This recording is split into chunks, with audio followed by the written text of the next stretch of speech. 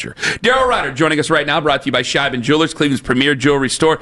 It is getting dangerous. Hello, Daryl. Hello, boys. Happy week one. It's wonderful to hear your voice. I've been looking forward to talking to you all week. And then we hear about Myles Garrett's hip. Oh, no. Daryl, are we going to see Myles Garrett on Sunday? I say yes, but I'm like, well, Daryl's our reporter. We got to get to Daryl. Yeah, I think we'll see him on Sunday. I'm not going to be too concerned about it. Myles usually gets a day off of practice anyway. That's just standard procedure. Same thing goes for like Joel Bitonio. So not too concerned at this point. We'll get an official update from Kevin Stefanski, and obviously the game status report will come out this afternoon as well. But I do expect to see 95 out there because, well, he pretty much owns the Cincinnati Bengals, right? I mean, the damage he has done against them over the years. Folks talking about Trey Hendrickson and some of the success he's had against the Browns. It's nothing compared to what Garrett's done to the Bengals. Daryl, the day off thing, like we used to talk about it all the time because we had nothing else to talk about during a lot of the losing seasons with Joe Thomas, and we would get people complaining about Joe Thomas. But he was at practice. Was Myles at practice yesterday, or was he not there at all? He was not on the field during the portion open to reporters. Okay. But he was in the building. Yeah. And neither was DeAndre Carter, and then we later found out that DeAndre Carter, in fact, did practice yesterday. He apparently came out after we left, so... Okay. Wonderful to hear then, Daryl. Lima, do you have anything more for him? We have talked about Joe Flacco for a while now and what kind of season. Kenny was talking about optimism that if he can actually play the whole season. We saw what the offense looked like during the stretch run a couple of years ago when he helped him to the playoffs. What's a reasonable expectation for Joe Flacco quarterback? Because I've seen various lists have him bottom of the barrel in terms of starters in the NFL. Right. Yeah, I mean, look, you've seen what the Browns have gotten over the years from the position, so anything better than that, I think, is a reasonable expectation. If he can throw for around 250 yards a game, stay healthy, more touchdowns than interceptions, I think that's a reasonable expectation of him. He's going to throw the football. You could make an argument this is somewhat his last hurrah at 40 years old, really his last chance to be a starter.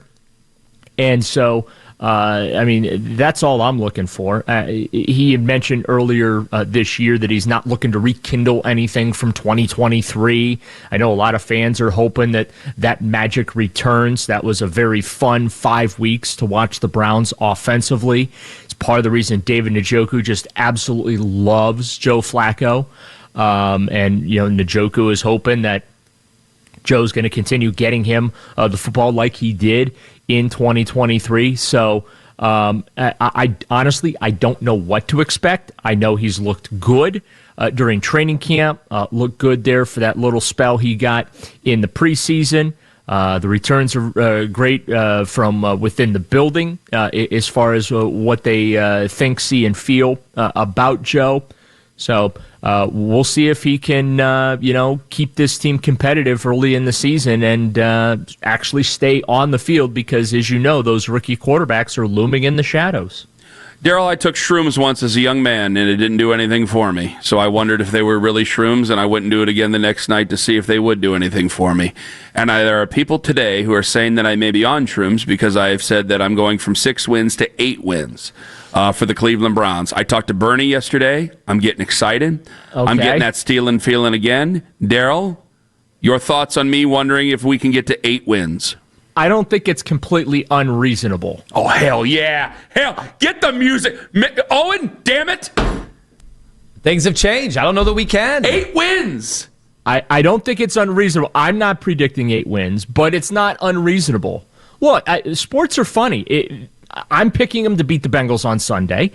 Then they go to Baltimore, and I got to think that Kevin Stefanski is going to get them fired up because they're going to do their, hey, we stole your football team and won a couple of Super Bowls and drafted a bunch of Hall of Famers celebration in front of the Browns. So, maybe they go to Baltimore and steal one and come home 2-0 for the Packers. And then who knows what happens from there.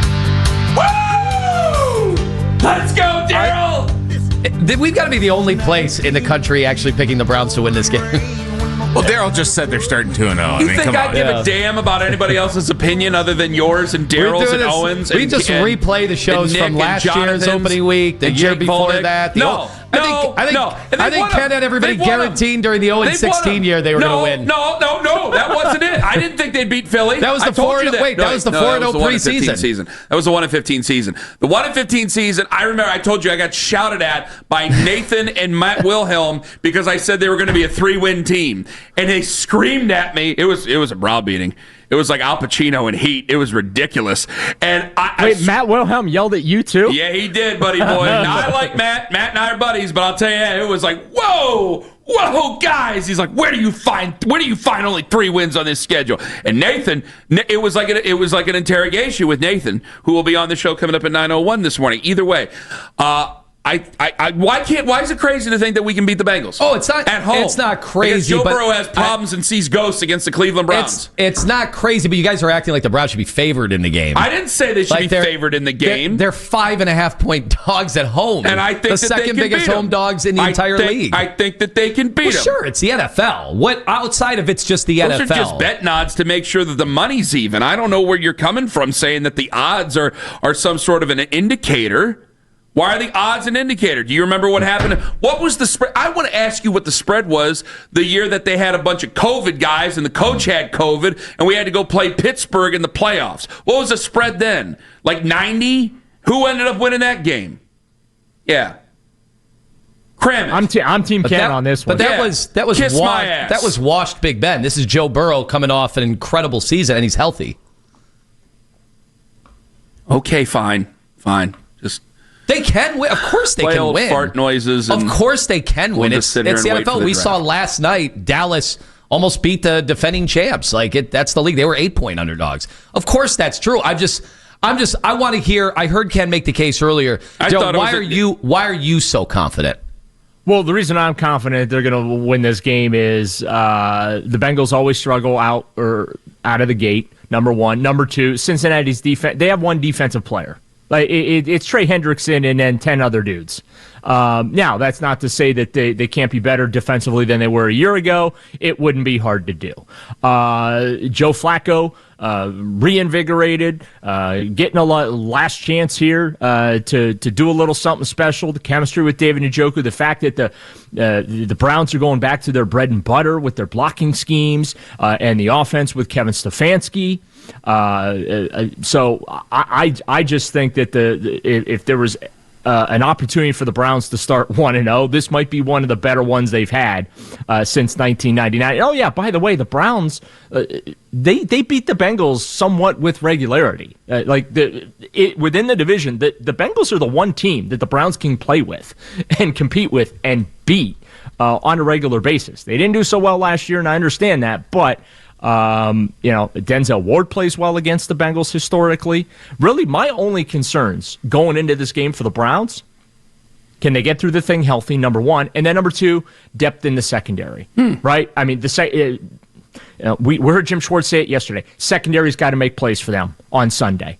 With T. Higgins and Jamar Chase and Yosevich and that. But if the Browns secondary can make some plays, I think the chances of the Browns coming out 1-0 are really, really good. Can we mark this as a net win for Andrew Berry with the Amari Cooper pick up and then release? Absolutely. Yeah. All right. It was a net win even when they moved on from him. You gave up a 5th-round pick for him. You got 2,000-yard seasons out of him. He's the first and only wide receiver in franchise history to accomplish that feat. You traded him for a 3rd-round pick. Yeah, that might be one of Andrew Berry's better trades. Well, in fact, I'd argue it might be one of his best. I just want to make sure because it's like Daryl. Who's saying it's a loss? Well, there's people who are just like they don't want me to give him any credit whatsoever. Oh well, I mean, okay. Well, yeah, but he's not going to keep his job over that if things go poorly. No, of course not. Well, look, there's I guess a couple of national publications wrote that Kevin Stefanski and Andrew Berry come into the season on the hot seat. Clearly, they've not really been paying attention to the way the Browns currently operate. They're leaning into how the Browns used to operate, and as long as these two men continue to work well together, they're on the hot seat. They're not on the hot seat. They are absolutely on They're the hot seat. not on the hot seat. How are they on the hot seat? Okay, they go 3-14. You think they're saving their jobs? The 2 seasons that Kevin Stefanski got competent quarterback play, they won 11 games and made the playoffs. Give that man a quarterback and he can win. They're not on the hot seat. Hot seat. I don't understand how you think they're on the hot seat. I think every coach is on the hot seat almost every year in this league. Then, well, and never mind. certainly, Okay. if you think coming off 3 Well, and then that's 14, a real compelling statement. They're lying. But They're on the hot seat. But- Well, I guess but what if I added- Sirianno's on the hot seat in Philadelphia, too, and he just won a Super Bowl. What if I added he's under 500? Andy Reid's on a hot What seat if in I Kansas added- City. He won 3 Super Bowls. What if I added Daryl? He's never actually been on the sidelines Mike coaching Tomlin's a team. on the hot seat in Pittsburgh, What and if he's I added 500 every Daryl? year and loses in the first round. What if I added Daryl that he's never actually won a playoff game where he's coaching on the sidelines? He's under 500, negative point differential too, by the way, in his career. And if they lose again, it's 4 losing seasons. If you tell me he's not in the hot seat, what league are you watching? Man, I'm supposed to be one who's usually salty going into a season, not you, Lima. Come on, what side of the bed did you roll out? I think today? if they win 6 or less, that's 9 wins in 2 seasons with no clear quarterback right now in their Why future. is there no clear I quarterback? think Kevin Stefanski's fault. Wait, you said they work together so cleanly. Are now they not working together? I thought they were But no, thought why companions. is that Kevin's Remember fault? that? Was it thought companions or what do they call themselves, Kevin? Thought partners. Thought partner. I like companions better. Come on, Lami. If you're gonna that's rip even them better. and be sarcastic, get the phrasing right. Get him, Daryl. Get him. What Come did on. the assistant GM say Get this him, week? They're mulling over all the data points about their quarterback situation. Good They're luck collecting with that. as many data Get him, points as Daryl. they Collect. can get. I love Get him, that. Daryl. Collecting data. Get his ass. Yes, There's data another points one. are Get his important. ass. I just Daryl. caught another one. Get his ass. What do they He's do on when the they ropes. collect You got him them? on the ropes, Daryl. Get him. Do Come they on. eat them? Come on, Daryl. Do they Just so spit them negative back this out? morning. What do they do? I woke up in a great mood, and this is what I got to deal with, Ken. No, because you know what? It's something about week 1 that he just always wants to pick a fight with you here. Because he said that everybody's on the hot seat. That's not. I agree with Daryl. That's nothing to say. What's the That's Brown- not great analysis. what's the Everybody's Browns- on the hot seat. What's the Sad. Browns? What's the Browns Compelling record stuff, in week Lima. 1? It's terrible. Every year, Ken's excited about week 1, like last year. What happened week 1 against Dallas last year? You weren't excited last week? They you weren't ragged excited down. last year? No, I think you weren't excited last year. I think I probably picked them to win last year, and I'm learning. You guys aren't learning. Oh, excuse Boy, me? it really takes I'm a not lot of learning. smarts to go Wow. against the Browns, doesn't it? It really takes a lot of guts. You really hung them out there, huh? Tough talking tone. You guys are acting like they should be favored. You're like, No one said they should be I don't see favored. a world where they could lose. No one said they should be favored. We said they could win the game. That's You're all we're just sitting saying. there acting like they have How no many shot. guarantees have we heard on this station this week? Why don't they just go pack add their it. boxes right you now? went after if Nick that's what you Wilson. want? You went after Nick Wilson. Where's your guarantee? Stick it out. Where's your Because chest? I thought he actually Put it out guaranteed there the with your damn chest. thing. Now, Come hold on here. I thought he actually guaranteed the damn thing. I didn't realize that his producer didn't cut the thing right, and it led to a great big fight between the two shows, which we were able to all pan out. 2 months which ago, we were able to all pan out. 2 months The ago, other Kent said 4 wins. Then yesterday it was I didn't 6. say 4 now wins. it's 8. By the end of the show, it's going to be 20. No. I said 6 wins after the Super Say it Bowl. with your chest. All the way to Guarantee now. it, And I'm Kenny. thinking about 8 wins. Guarantee it. I said I'm thinking about Say 8 it with wins. your chest. No. Why do you do that? I don't know. The way you're talking, it's like a can't miss. They're The definitely way you're going to win talking this is week. like we should just all roll over and die. Kevin should pack his boxes they right could now, keep it close. and we should just already be getting ready for the draft. I think Garrett Nussmeier they radio could keep it close. nonstop. That's what we should be doing with you.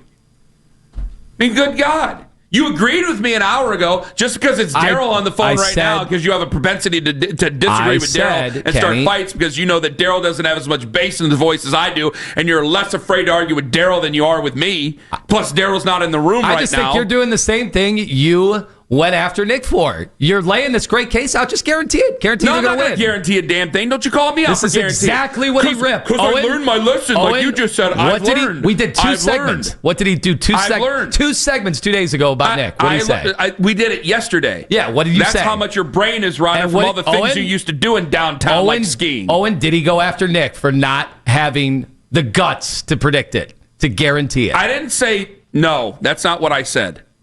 He's full of it. We got to go to break. Daryl, thanks for the time. See you, guys. Goodbye. Good luck with that, Ken. Daryl Ruiter. He had 2 more hours. I know. He's an ass. Brought to you by Shiny I didn't hear a Jewelers, no from Owen. Cleveland's premier jewelry Owen's just store. afraid to upset you now. Owen just wants us to go to the break is what he I didn't wants hear us a to no. do. Afraid to upset Joe Ken? Thomas. I didn't Joe hear a Thomas. no. I want you to yell at Joe the way you just yelled at me. I'll guarantee I that will. I don't give a crap about You think Ken. you got a set of balls on you right now? I want you to yell at Joe the way you just yelled at me. Let's see if you actually got him. Still haven't heard the guarantee. Okay, let him so- know.